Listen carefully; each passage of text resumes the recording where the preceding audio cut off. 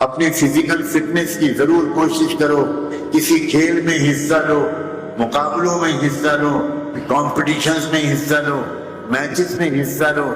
تم کو تندرست رہنا ہے، فزیکلی فٹ رہنا ہے، مینٹلی انلائٹنڈ رہنا ہے، تمہارا ذہن روشن رہے، تمہاری میموری مضبوط رہے، تمہارا وقت کا ایک ایک سیکنڈ قیمتی ہے۔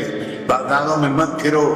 اور میں لڑکوں، نوجوانوں، میں معافی چاہتا ہوں، میں تم سے یہ نہیں کہہ پاؤں گا کہ ناجائز دوستیاں مت کرو، میری زبان لڑکھڑا جائے گی۔